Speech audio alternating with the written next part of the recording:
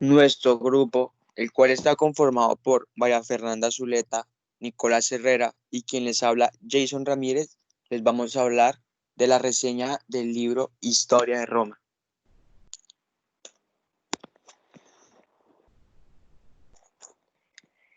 Dentro de la ficha técnica tenemos el nombre del autor, el cual es Indro Alessandro Raffaello Montanelli.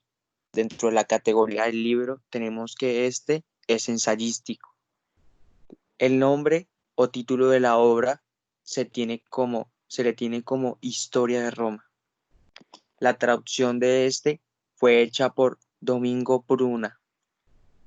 La edición fue en la fecha de junio del 2019 en Bogotá, Colombia. La editorial fue Penguin Random House y este libro cuenta con un total de 454 páginas. Como podemos observar, tenemos una foto del autor, una foto del Coliseo romano que refleja la cultura de los romanos y una de las portadas del libro.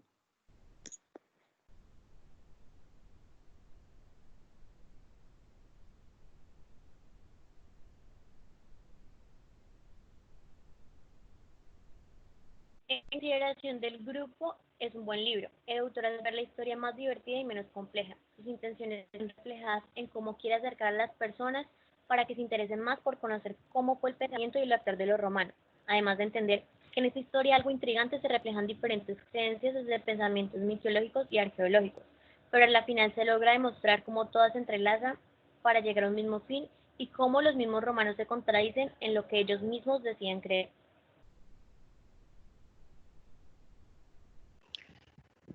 El autor en su libro nos vislumbra cómo surgió Roma, mencionando principalmente la historia de los gemelos Rómulo y Remo, cuyo padre era el dios Marte.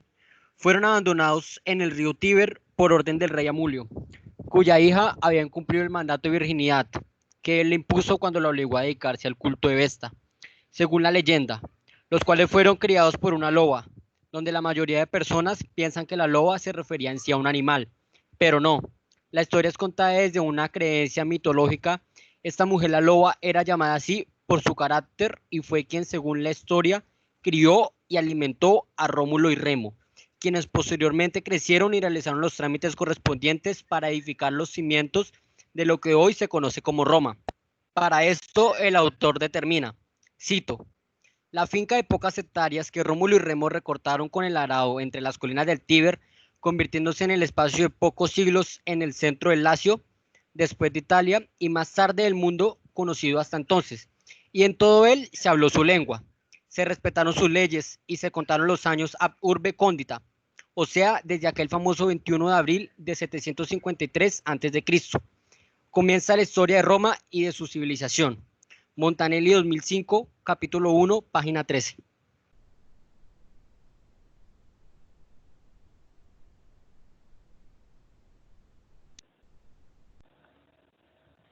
Por otra parte, la creación de Roma se cuenta desde diversas teorías basadas en hallazgos arqueológicos encontrados en Roma.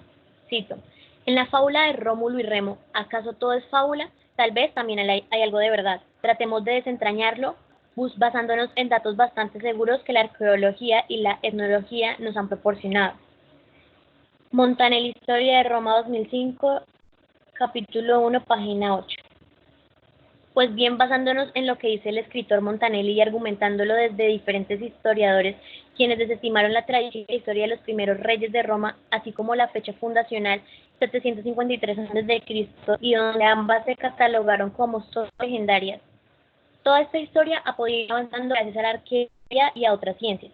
Se ha logrado sustituir la tradición legendaria e interpretaciones que posiblemente los primeros habitantes de Roma procedían de diversas partes y no tenían ni el desarrollo económico ni cultural de sus vecinos del norte, los etruscos, ni del sur, los sabinos y latinos.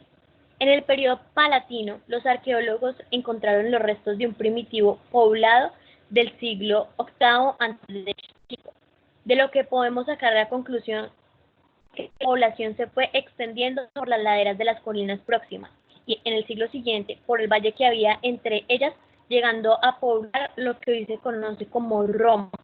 y tal vez Rómulo y Remo hicieron parte de aquellas personas que emigraron desde otras civilizaciones. En conjunto, la obra literaria de Indro Montanelli tiene un volumen de conocimientos amplios. Es así que para que el lector tenga un entendimiento cristalino del hilo de la historia, dicho escritor explica el origen de ciertas cosas, ya sea una cultura o el nombre de una persona que marcó la historia en Roma. Por ejemplo, de los muchos, un ejemplo de los muchos que existen en este ensayo son los etruscos, ya que ya que aunque nos dice que no tiene mucha información sobre su origen, este nos ilustra con información existente sobre ellos. Si muchos sostienen que llegaron por mar de comarcas, y eso lo confirma el hecho de que fueron los primeros entre los habitantes de Italia. Montanelli, 2005, página 22. Como conclusión, podemos observar que el libro es bueno, o sea, como se ha nombrado, tiene un gran volumen de conocimiento, el cual nos enseña cosas, ya sea desde muchos puntos de la historia de Roma. Y esto es positivo, porque es un pasaje que viene desde el pasado hasta el presente y posiblemente hacia el futuro. Es un libro que podemos decir que es cierto, o sea, tiene partes que son realmente consistentes con lo que el autor habla, defendiendo todo lo que todos los pensamientos que éste refleja en su libro.